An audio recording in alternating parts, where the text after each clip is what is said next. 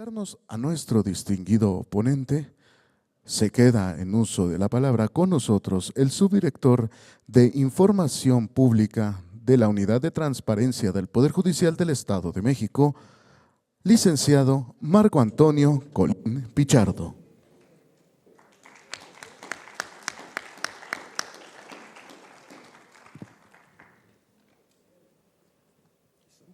Hola, ¿qué tal? Muy buenas tardes a todos, a todas. Gracias por acompañarnos a este Foro Internacional de Transparencia y Justicia Abierta. Tengo el honor de presentar hoy a un gran amigo, al doctor Gregorio Castillo Porras, en el cual voy a dar una breve semblanza curricular de él. Escolaridad: doctorado, doctor en Derecho por la Escuela Libre de Derecho a partir del 29 de septiembre del 2022. Bajo la supervisión de los doctores Diego Valadez Ríos, Juan Luis González Alcántara Carranca, Mauricio Merino Huerta, Juan Federico Arriola y Rafael Estrada Michel. Tesis laureada: el acceso a la información como derecho fundamental, 3 dimensiones sobre un mismo derecho. Maestría en la Escuela Libre de Derecho, promedio de 9.5, titulado con la tesis Sistema Parlamentario y Presidencial por un sistema híbrido en México. Tesis laureada bajo la supervisión del licenciado José Manuel Villalpando César y del doctor Diego Valadez Ríos.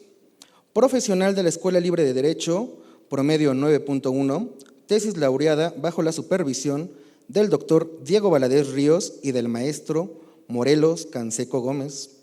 Alumno, egresado y académico certificado del Instituto Interamericano de Derechos Humanos, San José de Costa Rica.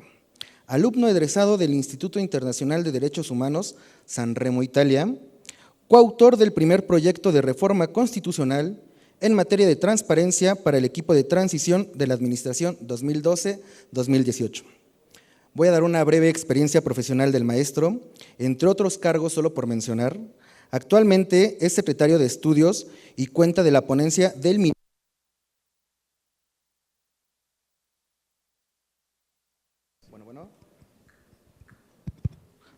sí, ya.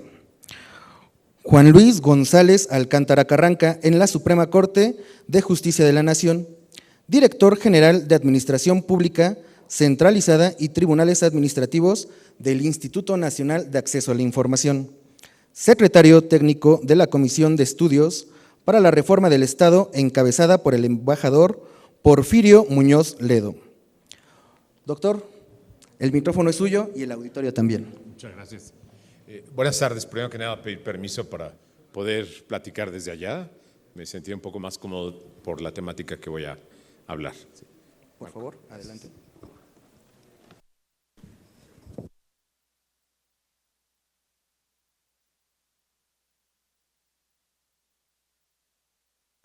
Muchas gracias. Bueno, primero que nada, muchas gracias. La paciencia de esperar a alguien por hablar al último y después de comer, la verdad es que es más meritorio de ustedes que de mi parte. Gracias. El agradecimiento también va a todas las autoridades del Poder Judicial del Estado de México que hicieron este magnífico foro. Felicidades. Me siento honrado que me hayan considerado para ello. De manera muy concreta, al magistrado presidente, al doctor Sodi, el maestro Ricardo Sodi, que además tengo el gusto de ser par en la misma alma mater en nuestra Escuela Libre de Derecho, a don Ricardo Sodi Cuellar. También a la consejera de la Judicatura aquí en el Estado de México, Yunuen Pozas, que además presidenta del Comité de Transparencia, Información, Protección de Datos del Poder Judicial del Estado. Mi querido amigo Edgar Marín, gracias por haberme considerado y agradecer a todo el equipo que ha puesto alma y corazón en realizar este evento tan exitoso. De verdad, los felicito. Han hecho algo muy digno.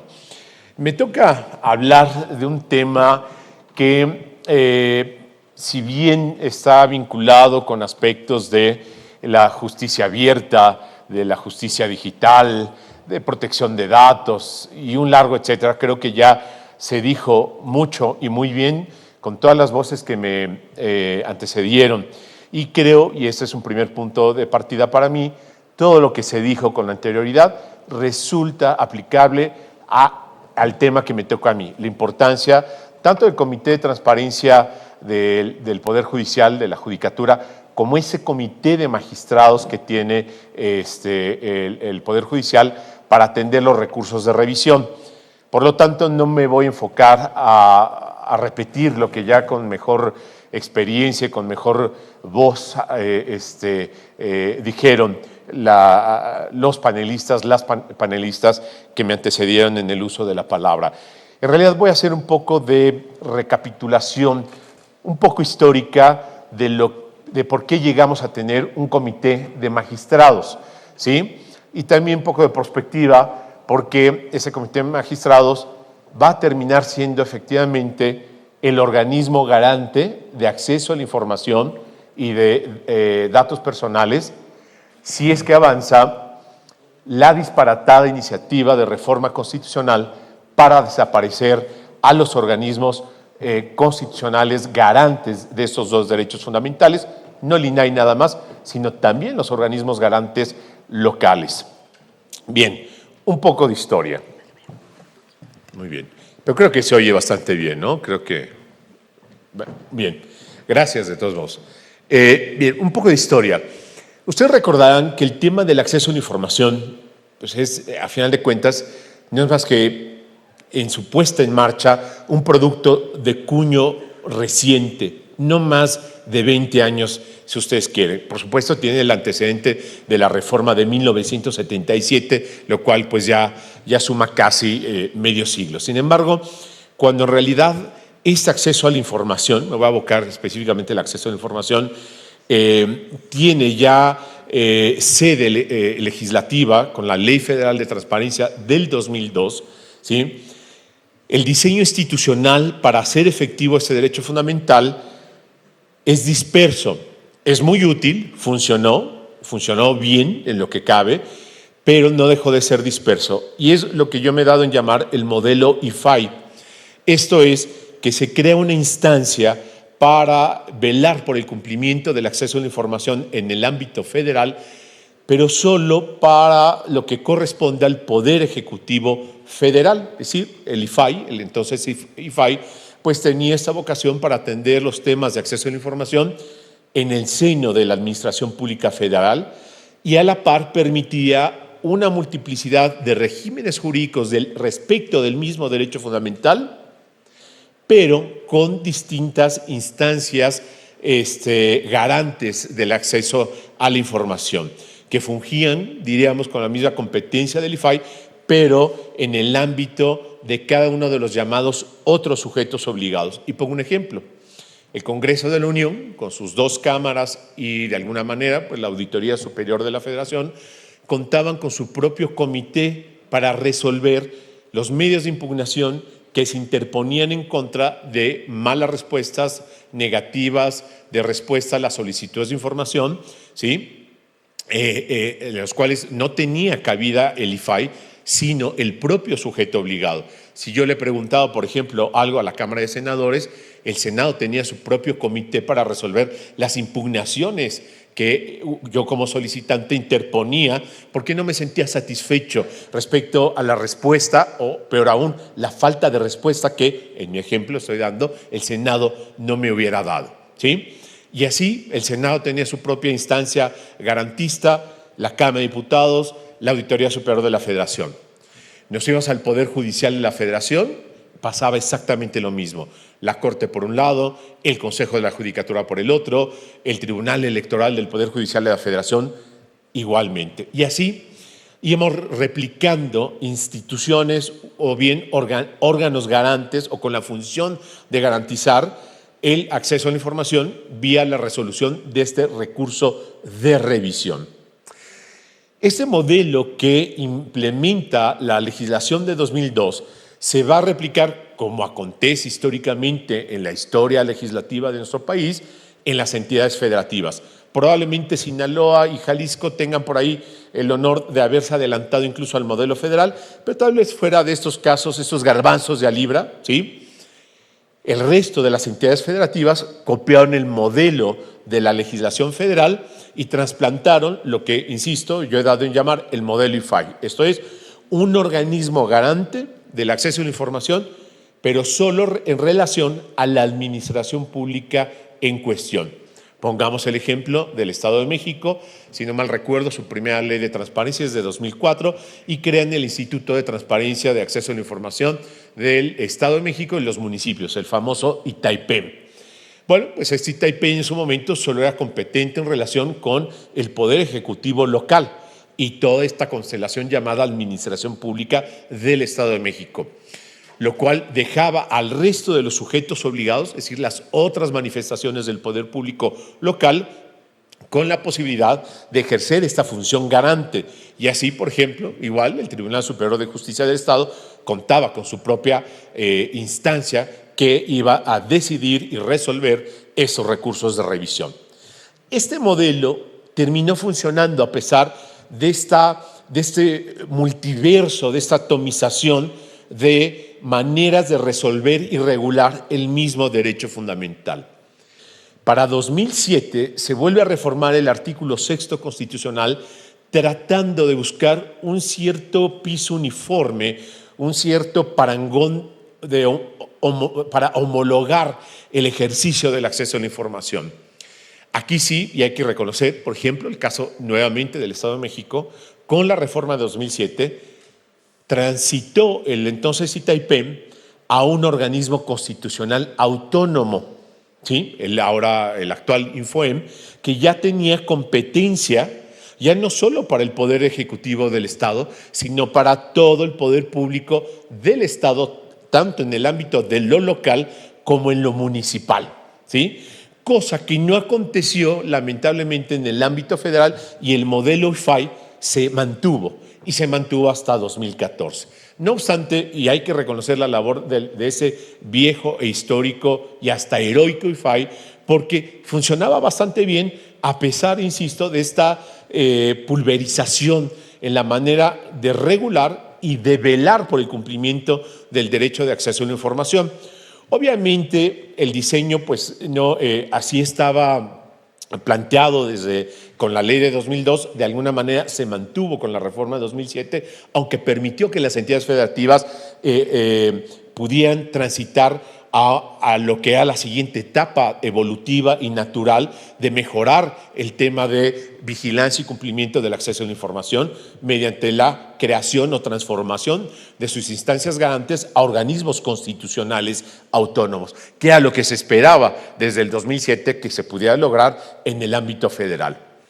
Esto en realidad se logra hasta 2014, por lo que de 2014 a la fecha, apenas 20 años, arrancamos con en mi opinión, una reforma muy importante, el parteaguas en la materia, no solo de acceso a la información, sino también de protección de datos personales, tanto en posesión de particulares como en posesión de sujetos obligados, e igualmente de archivos.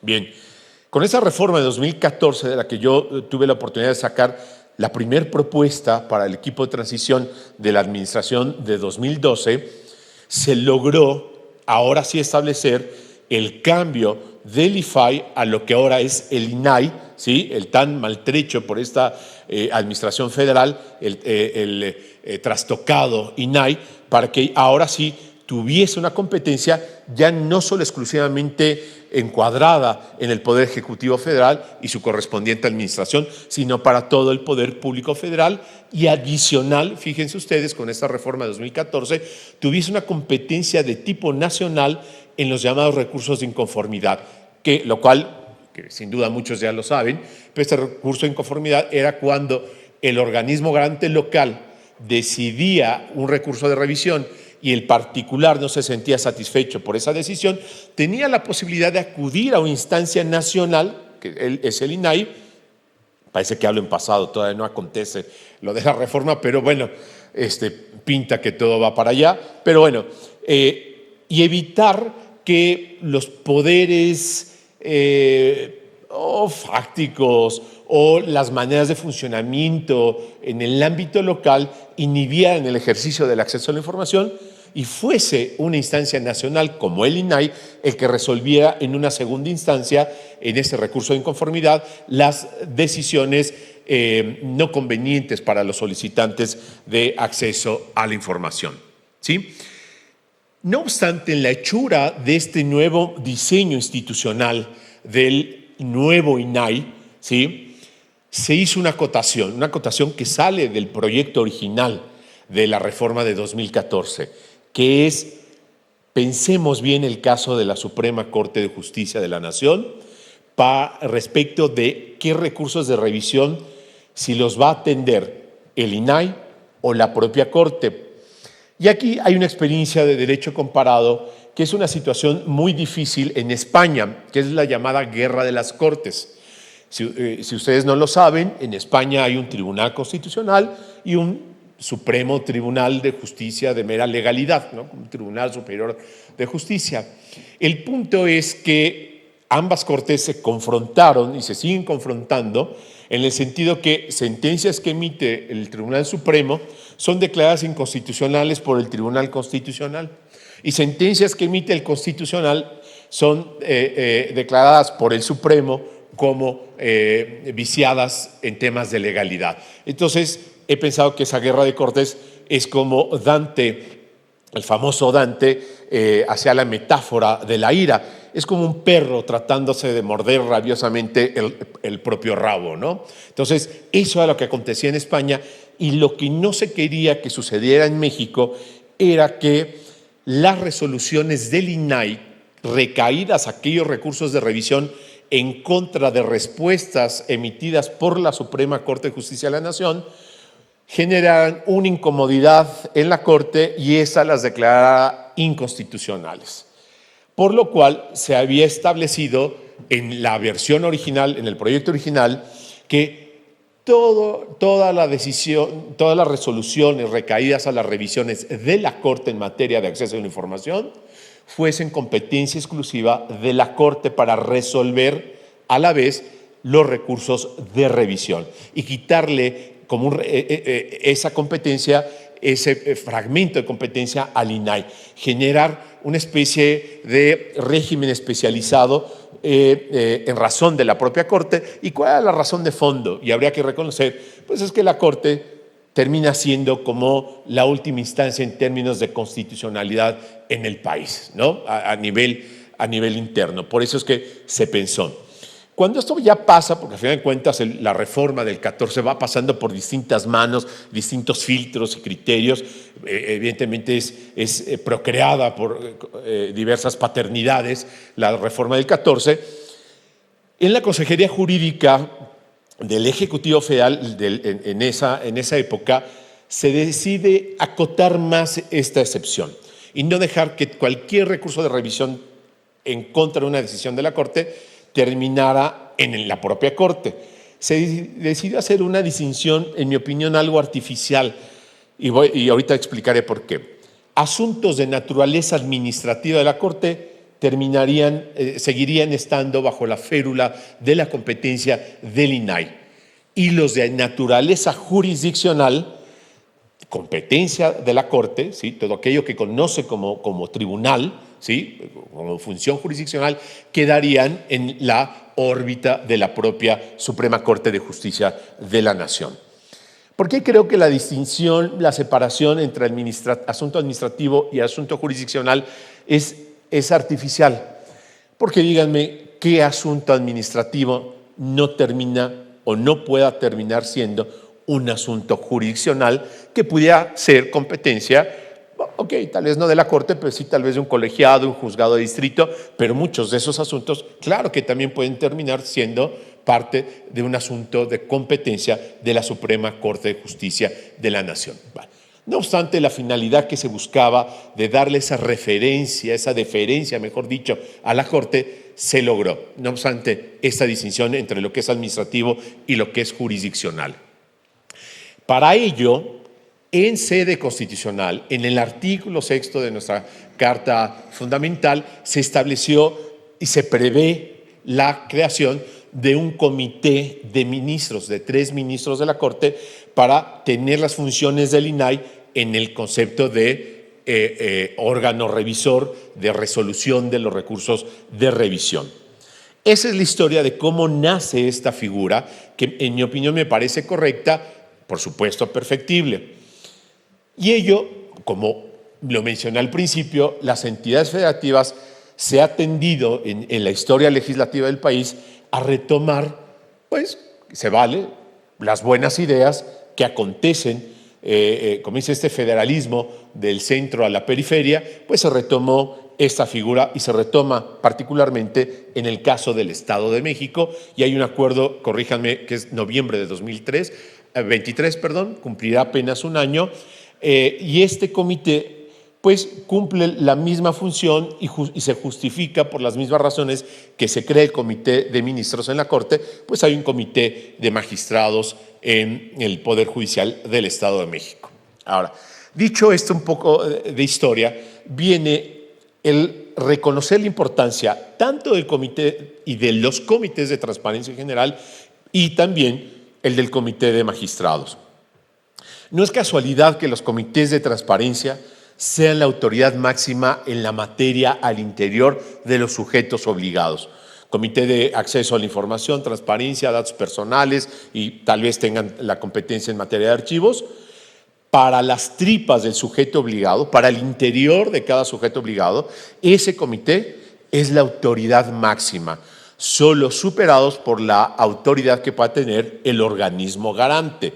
¿Sí? Lo único que puede estar por encima de los comités es la autoridad del comité garante. En el caso concreto del comité, en el caso del Estado de México, fuera de la competencia que pueda tener el INFOEM, también es autoridad máxima y por encima del comité, el comité de magistrados.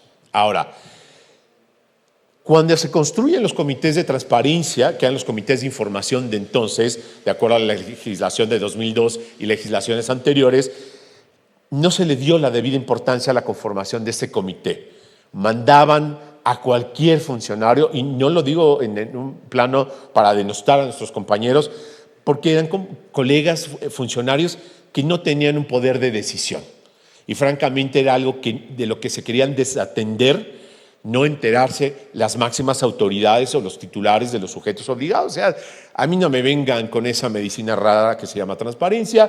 A ver, búscate a los que están castigados en el archivo, en esta noción también muy que denosta las oficinas de archivos, ¿sí? Mándelos ahí a los comités de transparencia, y nombraban como titular de la unidad de transparencia. A ver, ¿a quién encontramos? ¿Alguien del área administrativa? ¿Alguien del jurídico? Esa ha sido como una tendencia, pero que no reflejaban en realidad un poder de decisión, una toma de decisión por un tema tan importante, y si yo me atrevo a decir, y lo sostengo, que tal vez después de los procesos electorales, el otro derecho fundamental que tiene una clara manifestación democrática es el de acceso a la información, porque es una colaboración inmediata del ciudadano, del individuo de a pie, frente al poder público, ya no en el momento de elección, sino en el momento de gobernanza, en el día a día, el trabajo burocrático de las instituciones públicas. Es por eso que cuando viene la reforma de 2014, se trata de fortalecer la importancia de las unidades de transparencia, y creo que es el mejor ejemplo, poner a un profesional en la materia con un área dedicado, especializado, con gente que sabe el tema. Y esto permite ya dejar atrás unidades y comités que eran de mero papel, ¿no? Y las decisiones lo seguían tomando pues los mandamases de las instituciones públicas a cuyo cargo tenían las mismas. Por eso es que se decidió fortalecer la integración de tanto la conformación de unidades de transparencia como de los comités de transparencia. De hecho, por ejemplo, y aquí hay un consejo que además creo que así está en el Estado de México, la unidad de transparencia tiene que formar parte indiscutiblemente de los comités de transparencia. ¿Por qué? Porque conoce el ir y venir y el trayecto, la tramitología de las solicitudes de información, ¿sí? ¿Quién mejor que la unidad de transparencia para fungir incluso como ese secretariado técnico de los comités, y que creo que es así en nuestra entidad aquí mexiquense, ¿sí? Otro funcionario que también tiene que estar, sin duda, y también acontece en el Estado de México, es la Contraloría Interna, el órgano de control interno. ¿Por qué? porque muchos de los incumplimientos que se pueden dar en violación a la legislación de acceso a la información, porque no hay que olvidar que no es una ley administrativa, es una ley que regula un derecho fundamental. Esa es la gran diferencia, no es una ley administrativa, es una ley reguladora de un derecho fundamental. Por lo tanto, una violentación al mismo implica la posibilidad de acometer una conducta que puede ser calificada de responsabilidad administrativa. Por lo tanto, la importancia de que haya alguien, y no cualquiera, del titular del órgano interno de control es indispensable en la construcción de estos comités de transparencia. Y otro dato que no necesariamente, aquí hay las construcciones de los comités pueden ser variopintas y solo daré mi opinión, creo que debía estar también la gente responsable, el funcionario, la funcionaria responsable de la parte de archivos. ¿Por qué? Porque el derecho de acceso a la información, dice el maestro Mauricio Merino, como tal es una entelequia jurídica, pero tiene una base material que la hace real, la hace tangible, que podemos agarrar, que tiene pelos y señales, que se llaman los archivos. El conjunto de documentos que tenemos desde nuestra cultura tradicional de papel hasta los archivos electrónicos. Por lo tanto, el agente de archivos debería formar parte de la conformación de estos comités de transparencia. Algo que también, y aquí ya en el caso concreto del Estado de México, que es loable y lo felicito, es que se incorporaron a representantes de las instancias juzgadoras del Poder Judicial, magistrados y jueces, o sea, primeras y segundas instancias, por razón de especialidad de la materia familiar, civil, mercantil, laboral, administrativo, penal, forman parte y tienen voz y tienen voto en ese comité, porque ellos representan la sustancia de lo que el particular quiere conocer en sus solicitudes de información, ¿sí? Ahora bien, creo que estamos un poco en tiempo, todavía tengo algunos minutos. Me parece, y ahora voy a hablar del Comité de Magistrados. Y aquí, aunque ya tiene casi un año en funcionamiento, daré algunas sugerencias y espacios de oportunidad que pueden fortalecer la razón de ser del Comité de Magistrados. Yo soy enemigo de las suplencias de quienes integran como titulares a los comités. ¿Por qué? Porque las suplencias se han vuelto la salida fácil de, siendo yo el titular, ocupando una silla en el comité, pues no voy, no me interesa, tengo otras cosas más importantes, voy a echar grilla, se vale, es razonable, y que vaya mi suplente. Y luego el suplente padece del vicio que se quiso corregir en 2014. No tienen poderes de decisión, no tienen capacidad de tomar una decisión en torno a asuntos que pueden ser muy importantes en los comités, tanto de transparencia, o ahora en este caso de los comités de magistrados. Y además el comité de magistrados tiene una función cuasi jurisdiccional, porque resuelven los recursos de revisión. No sé si haya suplencias, pero recomendaría que de haberlas no se ejerza la suplencia. Aquí es tan importante un asunto del derecho familiar, de filiación, de divorcio o un tema de penal como un recurso de revisión en materia de acceso a la información o de protección de datos personales. Y por lo tanto, como la justicia, no se puede delegar la justicia que se puede impartir en materia de acceso a la información. Una recomendación que si la llevan a cabo, o bien si no, la dejo ahí con todo el respeto y afecto que me tienen las instituciones del Estado de México, más el Poder Judicial. Una más. Tengo la idea de que los jurídicos, las áreas jurídicas, se involucran mucho en estos comités. El punto de vista jurídico es importante, decía el ministro Juan Luis González Alcántara Carranca, ¿sí?, en reciente entrevista del viernes pasado, que cuando le preguntaron, y además se le preguntó al presidente de la República, bueno, ¿como para qué día nos sirven las y los abogados? Son muy costosos, gastan mucho dinero, enredan las cosas. A mí la respuesta que dio el doctor González Alcántara es que generan, y lo habías dicho también tú, Ernesto, en tu participación, paz social. Nos gusten o no, tratamos en nuestro barroquismo, en nuestras piruetas jurídicas, generar un estado de estabilidad, orden y paz social.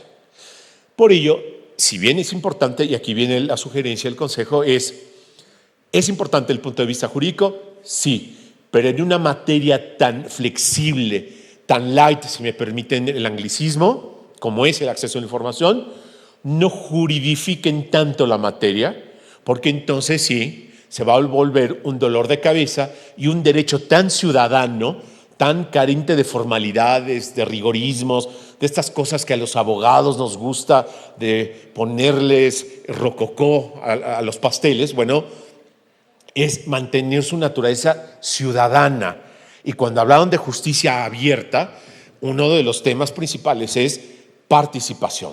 Si yo hago difícil el tema del acceso a la información y lo hago más difícil en una resolución recaída a un recurso de revisión resuelto por el Comité de Magistrados, caramba, ¿a dónde nos dirigimos? Tenemos que utilizar un lenguaje simple, el lenguaje, esto que ya dijo Peter Sharp, ya lo dijo, bueno, apliquen lo que él ya mencionó, pero con mayor razón, porque el acceso a la información es una materia ciudadana, no es una materia para doctos, no es una materia para juristas, es una materia para que incluso sin necesidad de la asesoría jurídica, el ciudadano de a pie, el ciudadano, el mortal como nosotros, podamos presentar nuestro recurso de revisión y podamos entender la resolución que recaiga a ese recurso. Quiero terminar, dicho estas dos pequeñas sugerencias, y habrá muchas, y piensen que hay espacios de oportunidad, me permito hacer una pequeña reflexión sobre la perspectiva de lo que viene. El Comité de Magistrados y el Comité de Transparencia dentro del Poder Judicial, no solo del Estado de México, sino de todos los poderes judiciales, incluyendo el federal, presenta una doble problemática. Una reforma constitucional, que ya es constitución, ¿sí? ¿Cómo va a quedar el tema al interior de los poderes judiciales? ¿Se mantendrá el Comité de Ministros, por ejemplo? ¿Va a retomar, y creo que así vendrá, la totalidad de la materia en sus manos? ¿Okay? Y el segundo problema es la reforma, que desaparecerá los organismos constitucionales autónomos que son garantes de dos derechos fundamentales. Por ello digo que, más allá de que la legislatura del Estado de México haya adoptado la figura que se creó para la Corte, ¿sí? Va, creo yo, en perspectiva de aprobarse la iniciativa de desaparición de autónomos constitucionales, va a permanecer. Razón de más para conservar y fortalecer al Comité de Magistrados especialmente. Porque ya no será solamente quien resuelva los recursos de revisión en asuntos jurisdiccionales, sino todos los recursos de revisión del Poder Judicial de la entidad.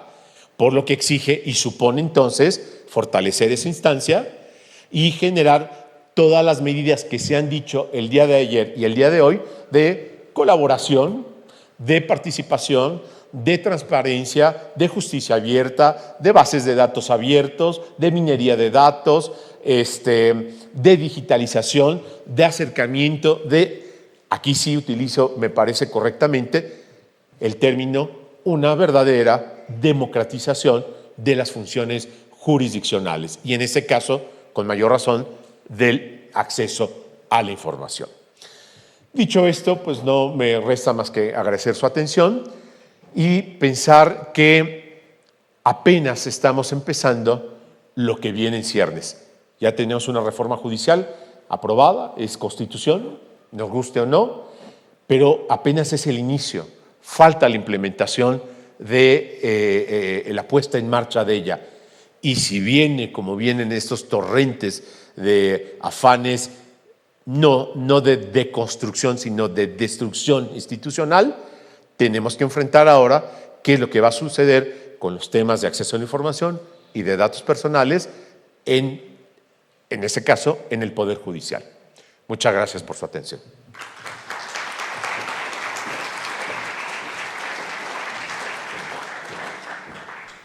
Vaya, muy interesante su tema, doctor.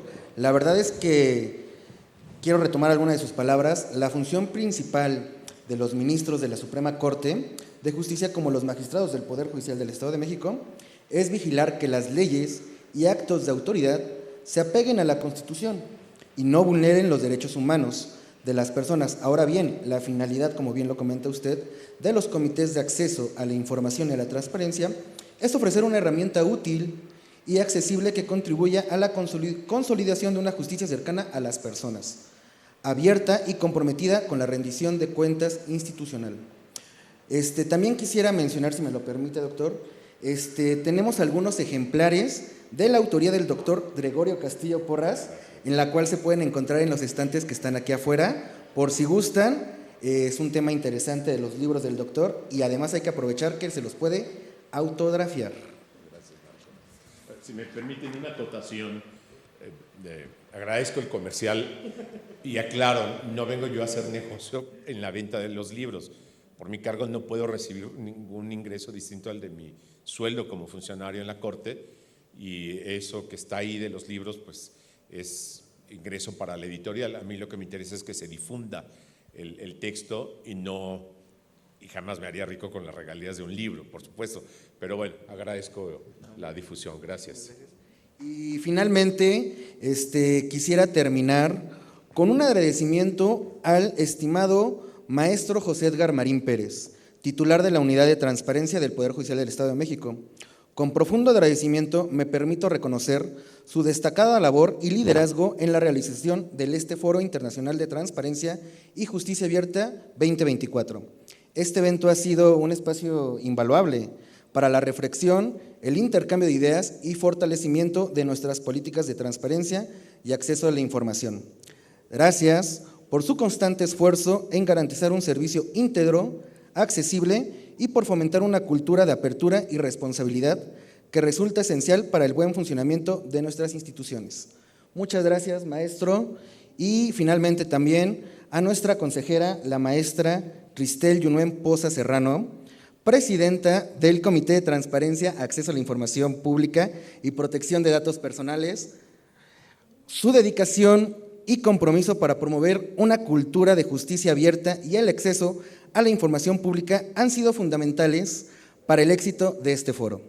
Gracias a su esfuerzo hemos logrado avanzar en temas clave que impactan de manera positiva a nuestra sociedad, consolidando un entorno más justo y transparente. Consejera, muchísimas gracias. Pues muchas gracias, licenciado. Muchísimas gracias, doctor.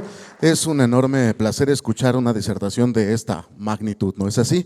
Brindemos nuevamente un fuerte aplauso. El tema fue la importancia de la actuación del Comité de Ministros de la Suprema Corte de Justicia de la Nación y de magistrados del Poder Judicial del Estado de México como mecanismos garantes de la transparencia y el acceso a la información. En este momento se le hace entrega al doctor Gregorio Castillo Porras este reconocimiento que otorga el Poder Judicial por su participación en este Foro Internacional de Transparencia y Justicia Abierta en su edición 2024. Enhorabuena, muchas gracias, muchas felicidades y le pedimos amablemente al maestro José Edgar Marín Pérez, titular de la Unidad de Transparencia del Poder Judicial del Estado de México, se sirva a hacer entrega de este reconocimiento al licenciado Marco Antonio Colín Pichardo por su participación como moderador y presentador de esta ponencia. Los invitamos a permanecer en sus lugares. En breve continuaremos con la ceremonia de clausura de este extraordinario foro.